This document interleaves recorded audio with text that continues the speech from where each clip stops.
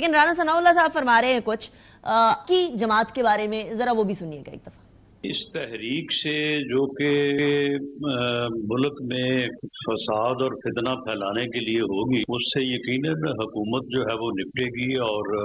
پاکستان مسلم league نون کی government ہے، party کا حصہ ہوتے ہوئے بالکل ہم بھی اس سے جو ہے وہ نپٹیں گے۔ یہ کوئی تحریک جو ہے نہیں چلا سکیں گے۔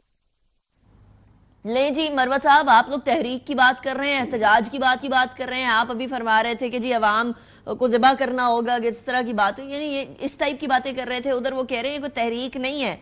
پارٹی کا حصہ ہوتے ہوئے بھی ہم ان سے نمٹیں گے۔ حکومت میں جو پارٹی ہے یعنی پی ایم ایل این، اس کا حصہ ہوتے ہوئے بھی بے شک وہ حکومت یا کابینہ میں نہیں ہے، پھر بھی نمٹیں گے۔ ہاں بالکل قابض ہیں، قبضہ مافیا ہیں، ہماری حکومت پہ قبضہ کیا ہوا ہے، اور یہ کیا نپٹے گا؟ اس کے ساتھ تو ہم نے 8 فروری کو نپٹ لیا، اس کی شکل آئینے میں دکھا دی، ہارا ہوا ہے، اور یہ نپٹنے کی صلاحیت رکھتا تو میدان میں ہمارے ساتھ نپٹنا، ووٹ کی طاقت پہ بتاتا کہ کیا اوقات ہے ان کی۔ ہم نے بتا دیا، یہ جو شہباز شریف صاحب بیٹھے ہوئے ہیں، آرے ہوئے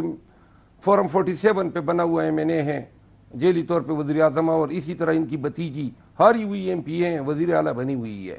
تو لہذا یہ کیا ہم سے نپٹیں گے؟ نپٹے تو 8 فروری کو عوام میں پاکستان ان سے نپٹ گئے، ان کو ان کی اوقات بتا دی ہے، اور یہ جو کہہ رہے ہیں نا، یہ تو دھمکیاں دے رہے ہیں کہ ہم یہ کریں گے وہ کریں گے، اور یہ جو انڈر لائن میسج ہے اس کی ہمیں خوب سمجھ آ رہی ہے۔ گزارش یہ ہے، ہمیں بھی سمجھا دیں مروت صاحب، آپ کو کیا سمجھ آ رہی ہے؟ جب نکلے،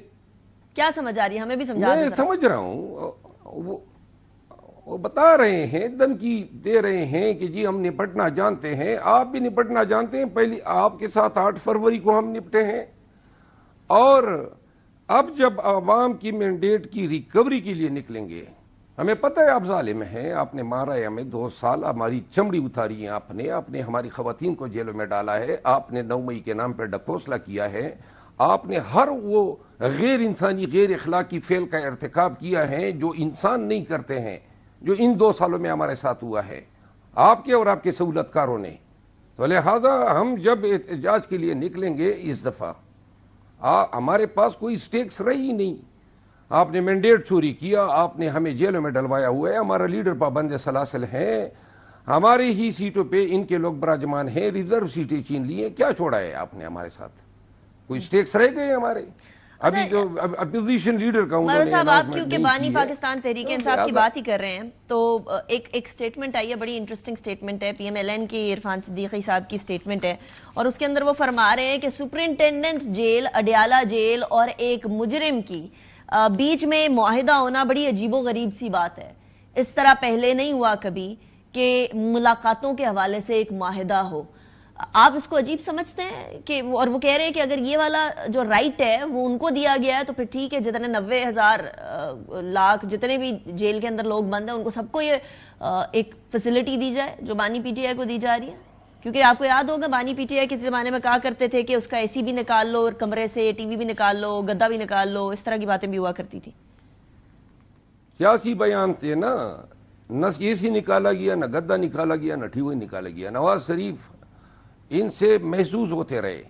اور یہ جو عرفان صدیقی صاحب کی آپ نے بات کی کہ جی مجرم اور ان کے درمیان معاہدہ ہیں، چھوٹی سی مثال ہے، یہ خود اپنے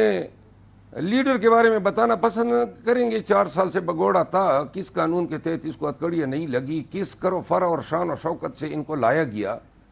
یہ معاہدہ ایک مجرم اور ریاست کے بیچ نہیں تھا، دڑا دڑ اس کو بریتیں دی گئی، اس کی بیٹی کو دی گئی، اس کے بیٹوں کو دی گئی، اس کے بھائی کو دی گئی، مقصود چپڑاسی کو دی گئی، زرداری کو دی گئی۔ یہ مجرمان اور ریاست کے مابین کوئی معاہدہ نہیں تھا، ایویں ہی انصاف کے جو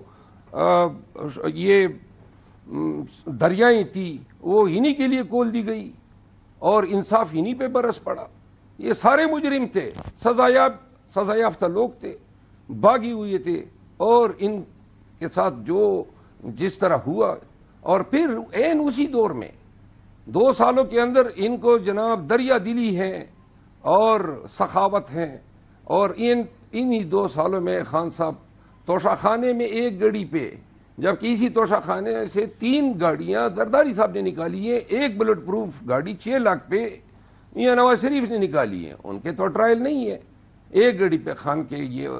ٹرائل بھی ہوتے ہیں، سزا ہو جاتا ہے، اسی دور میں جب یہ بری ہو رہے ہیں. اچھا ابھی پی ٹی آئی نے ایک اور اناؤنسمنٹ کی ہے مروت صاحب، سوری ہم کریں عدت کیس پہ ذرا سنی جی، عدت کیس پہ کس نے گھناؤنے اور اخلاقیات سے گھرے ہوئے الزامات لگائے گئے اور کن کن لوگوں کو لایا گیا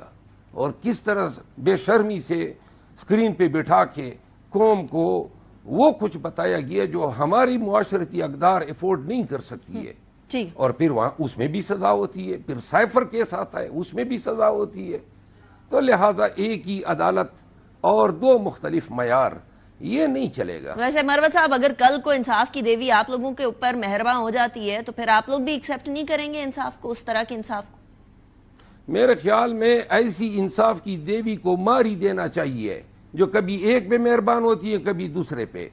قانون کہتا ہے کہ انصاف اندھا ہوتا ہے، وہ تفریق نہیں کرتا ہے کہ یہ نواز شریف ہے اور یہ عمران خان ہے، اور یہ وقت کی بھی تمیز نہیں کرتا ہے کہ اس وقت اسٹیبلشمنٹ کس پہ مہربان ہے اور کس پہ نہیں ہے.